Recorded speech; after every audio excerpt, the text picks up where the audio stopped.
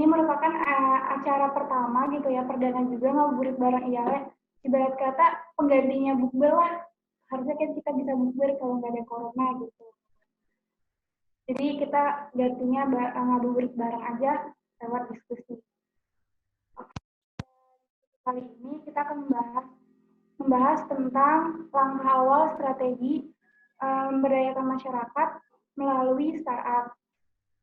Pasti buat teman-teman di sini juga udah nggak asing lagi kan kayak gimana tentang topik atau pembahasan dalam diskusi kali ini. Semoga aja materinya yang bakal disampaikan kita bisa dapat apa ya, buat bisa menerapkan dalam kehidupan sehari-hari kayak gitu, bisa mendapat manfaatnya gitu.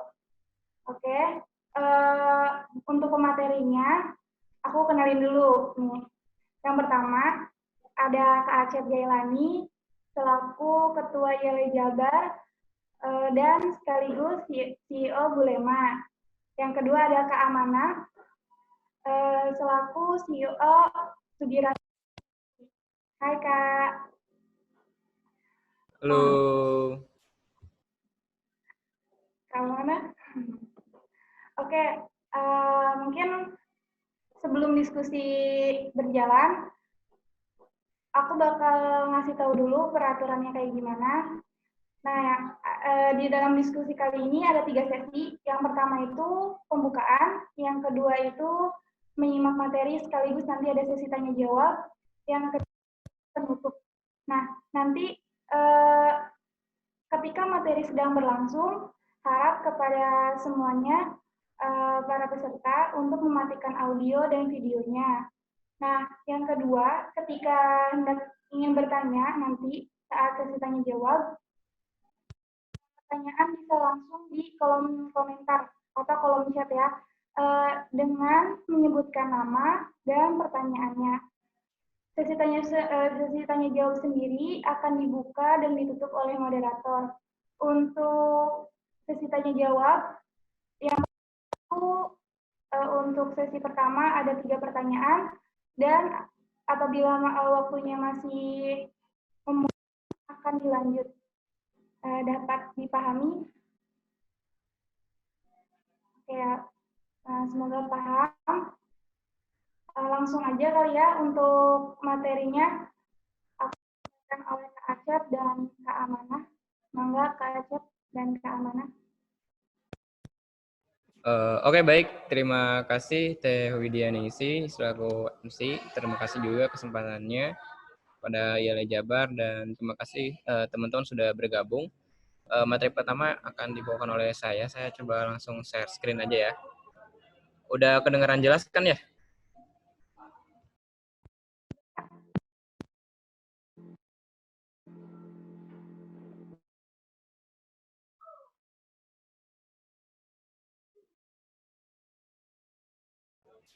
Oke, sebentar ya.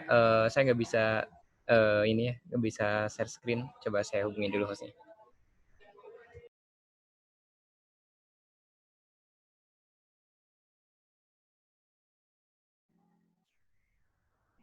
Bentar dulu ya,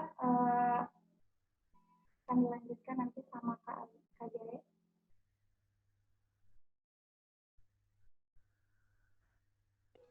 Ntar ya, coba saya mau coba nge-share screen dulu. Bentar, belum bisa share screen.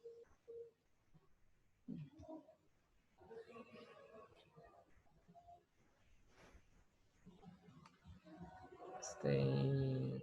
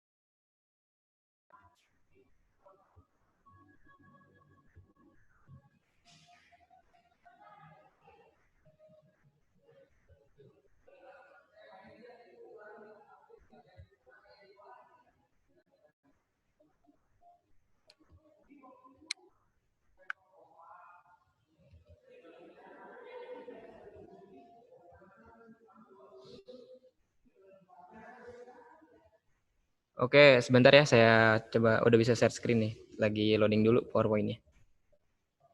Oke.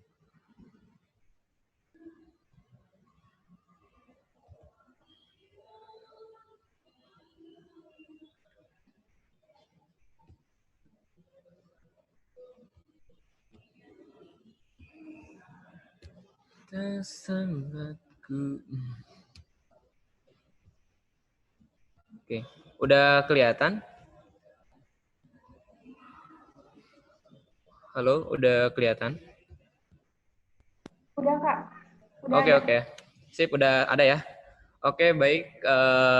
Dalam kesempatan ini saya akan membawakan materi tentang strategi atau langkah awal dalam membangun startup yang memberdayakan masyarakat. Nah, apa itu startup? Jadi startup ini kalau menurut Paul Graham yaitu perusahaan yang didesain untuk berkembang dengan cepat. Maksud berkembang dengan cepat di sini yaitu si startup ini punya jangka waktu 1 sampai 5 tahun biasanya untuk menjadi sebuah startup yang memang udah punya penghasilan secara stabil dan tujuannya yang sudah tercapai. Seperti Gojek, seperti Traveloka, Shopee, dan startup-startup lainnya itu mereka kurang lebih dalam waktu 1 sampai 5 tahun udah bisa mencapai target dan apa ya profit yang memang mereka tuju dari awal.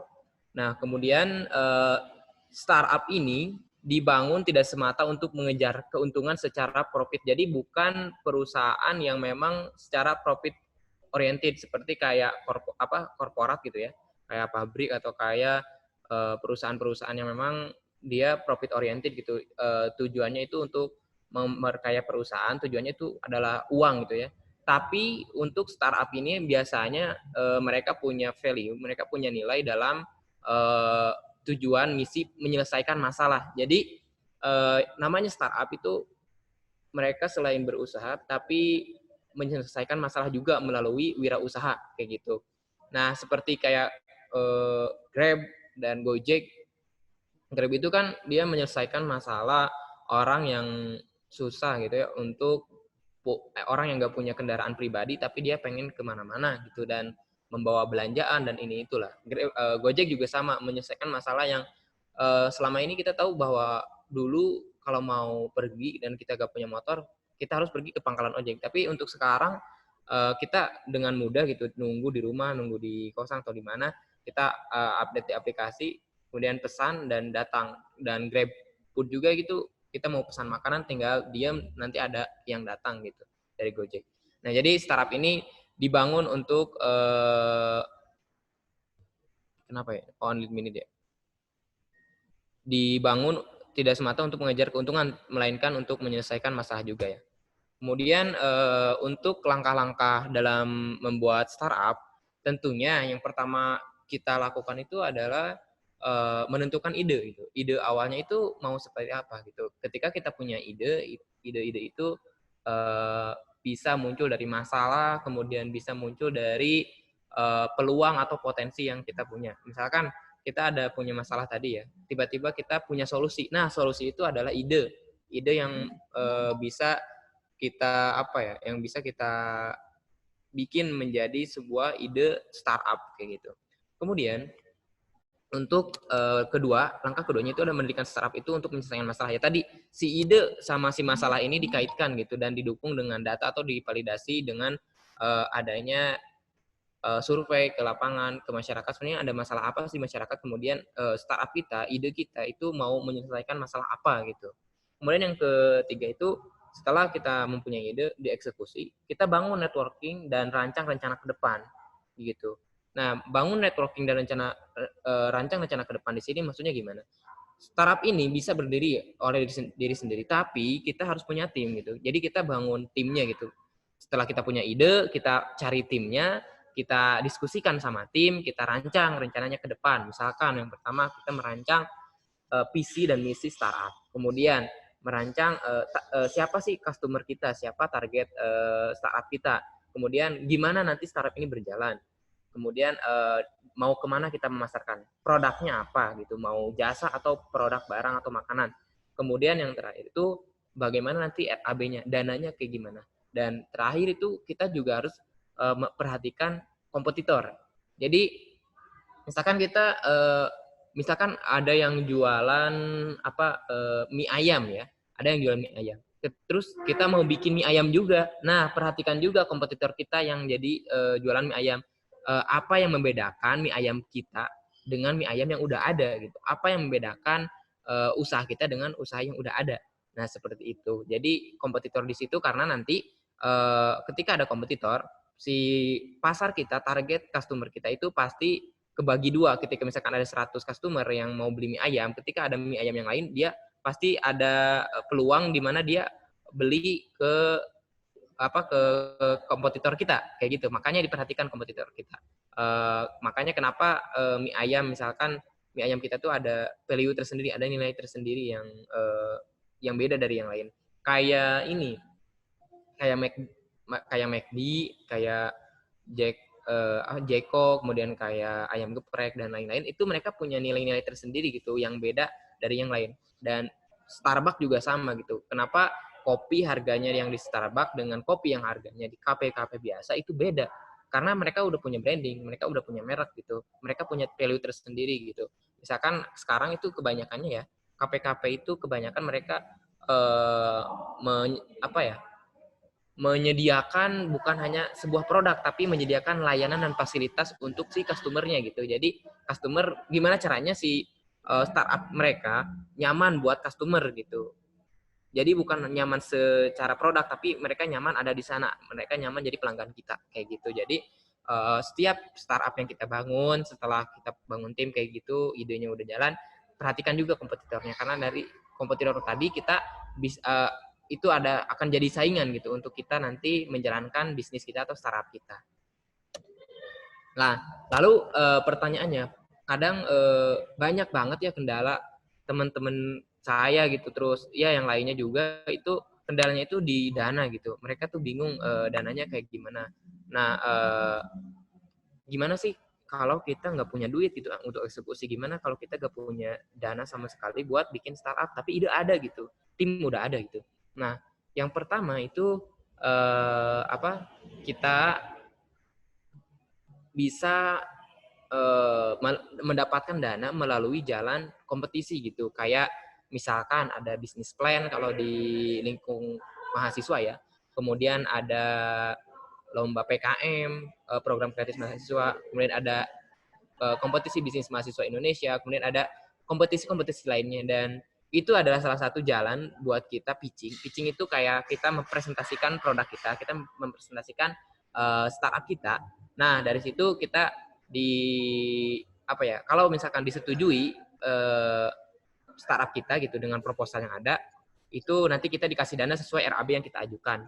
Nah, dari sana kita bisa si dana yang diberikan hibah itu kita bisa pakai untuk menjalankan bisnis kita. Kayak kemarin saya coba ya mengajukan startup saya Bandung Bisa yang tadi tentang lebah itu ke Hyundai Startup Challenge Indonesia. Dan itu panjang prosesnya, memangnya ada sesi proposal, kemudian ada sesi wawancara, dan sampai tahap akhir tuh seksi kontrak. Alhamdulillah gitu bisa mendapatkan pendanaan, dana hibah. Nah, dana hibah itu bisa kita mulai buat eksekusi bisnis kita. Itu macam-macam, biasanya ada yang 5 sampai 25 juta kalau di kampus saya. Kalau yang Hyundai kemarin itu total 100 juta. Itu gede banget ya buat kita start dan kemudian bergerak secara cepat untuk mengembangkan bisnis kita atau ide kita. Nah, kemudian setelah selain kompetisi dan pitching itu ada keluarga dan kolega. Keluarga di sini misalkan kalau kita punya dana pribadi, kalau kita punya dana simpanan atau kita punya dana dari orang tua, dana dari kerabat-kerabat kita atau teman-teman kita, itu bisa banget buat kita kumpulkan, itu bisa banget buat kita pakai buat bikin startup kita. Kayak ada teman saya yang bangun startup, dia punya pakai dana pribadi, dia nabung dulu gitu. Ya walaupun misalkan jualan produknya cuma baru 1 sampai 10 produk karena dananya baru sedikit, tapi yang penting jalan dulu gitu, mulai aja dulu gitu. Jangan sampai kita bingung dan nggak dieksekusi bisnisnya, idenya, dan kemudian jatuhnya pada akhirnya itu nggak jalan-jalan gitu. Yang penting kalau misalkan ada dananya, kita dihitung dulu kan surat EAB, misalkan, oh dananya udah cukup segini nih, setia nabung atau ada kompetisi. Nah, baru dari situ kita segera eksekusi gitu, segera eksekusi dulu, nanti kita perbaikin kesalahan-kesalahannya di mana, kekurangan-kekurangannya itu di mana gitu. Nah, selain dari keluarga dan kolega, kita bisa juga kaitkan dengan investor. Dan biasanya kalau untuk investor ini adalah tahap akhir ya, tahap atas gitu. Bagi startup yang memang udah konsepnya udah matang, kemudian proposalnya udah bagus, udah dapat pendanaan di mana-mana, kita bisa ke investor, kita bisa pitching ke investor, produknya udah ada. Biasanya yang udah jalan gitu ya. Biasanya startup buat startup yang udah jalan gitu. Nanti dari investor kita biasanya dapat pendanaan, dan baru sama sih tinggal dieksekusi. Cuman ada beberapa hal yang perlu diperhatikan dengan investor, kayak misalkan kayak kontrak atau lainnya. Nah, kemudian kenapa sih bisnis kita atau startup kita harus memberdayakan masyarakat? Saya rasa ya banyak sebenarnya yang memang startup atau usaha yang memang mereka bagus gitu ya, mereka jalan, mereka profitnya gede gitu ya. Mungkin bisa dibilang kayak korporat-korporat gitu, keuntungannya tuh uangnya tuh terus ngalir gitu, gede ya keuntungannya. Tapi ada titik yang perlu kita ingat gitu, bahwa di sini tuh poinnya tuh memberdayakan. Memberdayakan di sini kita melibatkan masyarakat. Pertama kita melibatkan masyarakat lokal, di mana kita mengajak mereka untuk bareng-bareng untuk bisa ikut terlibat dalam kegiatan startup kita, misalnya kegiatan produksi atau kegiatan marketing atau kegiatan distribusi.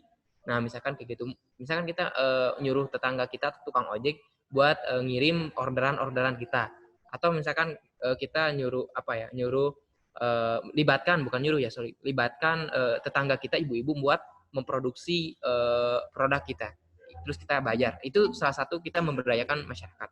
Nah, yang pertama bisa kita cari itu ya, bisa kita untuk menengok atau melihat potensi sekitar atau kampung halaman kita. Jadi kita jangan jauh-jauh gitu untuk melibatkan masyarakat lokal, itu jangan jauh-jauh ke mana gitu ya, tapi coba aja tengok sekitar dulu gitu. Mungkin bisa tetangga teman-teman di kampung halaman, atau bisa teman-teman kita gitu yang ada lingkungan sekitar kita. Nah, yang kedua itu memanfaatkan potensi lokal. Di mana memanfaatkan potensi lokal ini ya tadi ada potensi, misalkan di suatu desa itu kayak ada desa misalkan peternakan bebek. Nah, peternakan bebek itu adalah potensi nanti buat kita, misalkan si telur asinnya atau produknya itu dibuatkan jadi produk mungkin produk telur asin, mungkin nanti lanjutnya bakal dibahas oleh Kak Amana.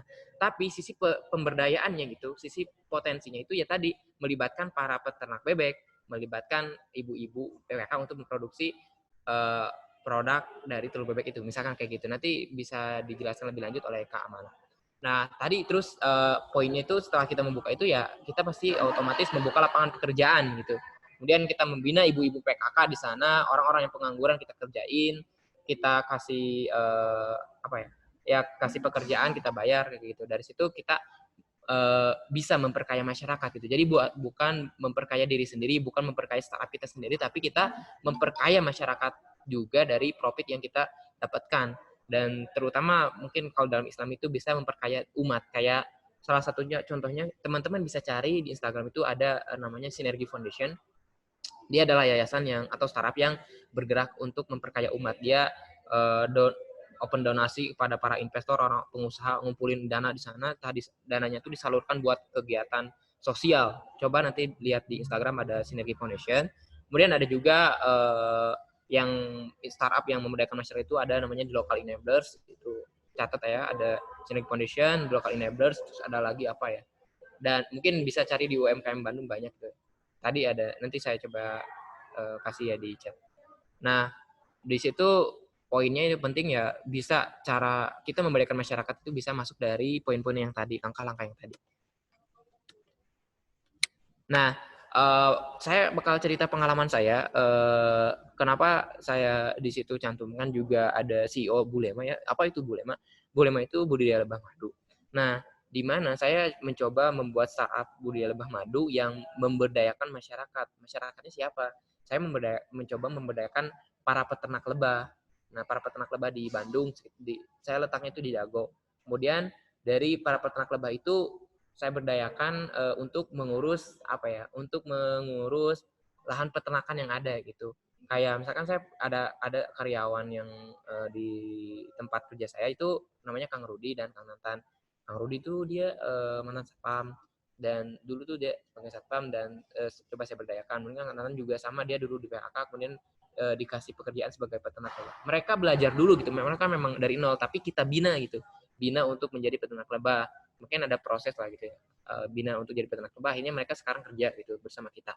Dan untuk misalkan produknya ya, produk dari madu dan turunannya itu kita buat berbagai macam produk gitu. Nah, di mana sisi peletak pemberdayaan masyarakatnya? Ya kita meminta bantuan ibu-ibu sekitar desa itu untuk terlibat dalam kegiatan produksi madu dan produksi produk turunannya. Nah, itu di situ sisi pemberdayaan masyarakatnya. Nah, jadi gimana cara memberdayakan masyarakat itu salah satu contohnya. Dan kemudian waktu saya di Maluku, itu saya pernah ada potensi ya, ada masalah di mana itu masalahnya itu adalah sampah di pantai ya. Jadi di sana ada pantai, terus ada masalah sampah di sana tuh. Tapi orang-orang sana itu bingung buat menjadikan pantai itu bermanfaat. Jadi cuman hanya tempat nongkrong aja gitu. Akhirnya saya coba memetakan bareng teman-teman, uh, konsultasi dan komunikasi ke pihak desa, ke pihak badan usaha milik desa di sana. Akhirnya si tempat sampah dan pantai yang banyak sampah itu kita bikin objek wisata, kita bersihin bareng-bareng, kita bikin plang, kita bikin bikin ayunan, bikin ikon-ikon dan item-item wisata. Akhirnya sampai sekarang setelah saya pulang dari Maluku, mereka kabari bahwa tempat wisata di sana itu pantai yang dulunya penuh sampah, pantai yang dulu cuma tempat nongkrong, sekarang udah jadi tempat wisata, sekarang udah jadi destinasi wisata lokal di sana, walaupun misalkan tiketnya cuma 3.000, dan ya, siapa yang kerja di sana, mereka orang-orang yang memang dulu terlibat bareng kita gitu. Nah, mungkin itu ya yang bisa saya sampaikan. Cuman ya langkah awal buat membangun ide startup itu seperti itu kurang lebih. Yang penting intinya ide itu dieksekusi dulu, mulai aja dulu gitu, jangan nunggu, dieksekusi aja dulu. Nanti dari eksekusi, dari kita mulai, kita tahu titik kesalahannya di mana, titik kekurangannya di mana, baru kita perbaiki seperti itu. Jadi startup kita yang kita bangun kalau bisa itu tidak sekedar profit oriented, tapi ada profit oriented, ada buat people-nya pemberdayaan. Jadi 3P biasanya, profit, people, planet. Profitnya uang buat mendukung bisnisnya, buat tetap berjalan. People-nya ada sisi pemberdayaan masyarakatnya, orang-orang yang dilibatkan, inovasi sosial. Planetnya biasanya adalah tetap memperhatikan kelestarian lingkungan dari dampak startup dan bisnis yang kita jalani atau kita usahakan. Seperti itu, mungkin lanjut ke materi selanjutnya dan saya serahkan kepada MC. Terima kasih.